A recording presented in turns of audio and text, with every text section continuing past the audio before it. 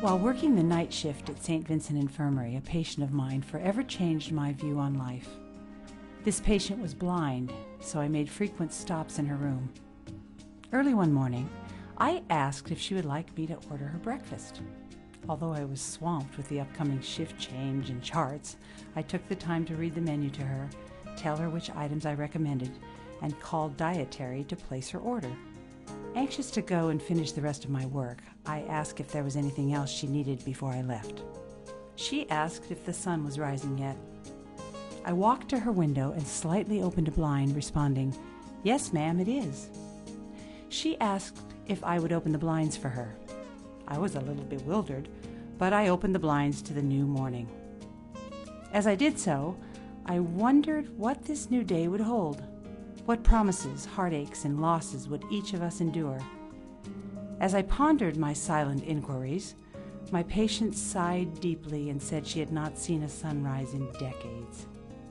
She told me the heart-wrenching story of how she lost her eyesight as a young child, and how she would love to see a sunrise just one more time. I looked at the clock and back to silent tears now streaking my patient's aged face. I walked to her bedside, held her hand for a moment, and said, "Can I paint it for you?" She smiled and said, "Well, honey, I still won't be able to see it." "Yes, ma'am, you will, because God is the painter," I said.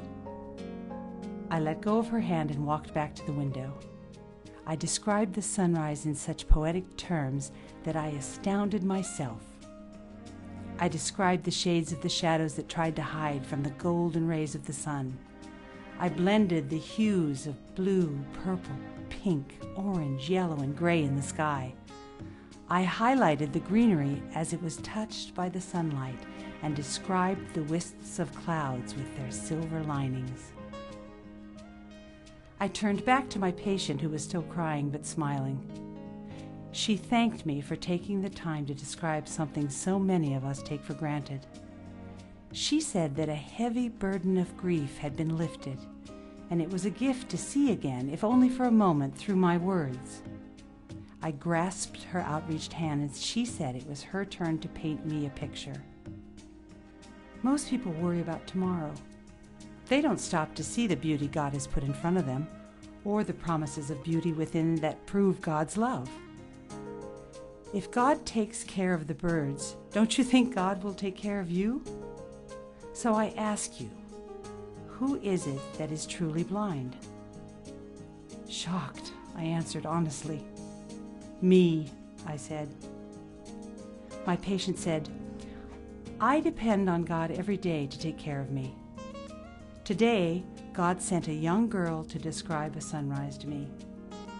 If you open your eyes, you will see that God will take care of you too." Through my tears, I thanked her and hugged her. Since that day, I look at the morning with expectation and hope, which has changed my attitude and even infects the people around me. I've learned to count my blessings.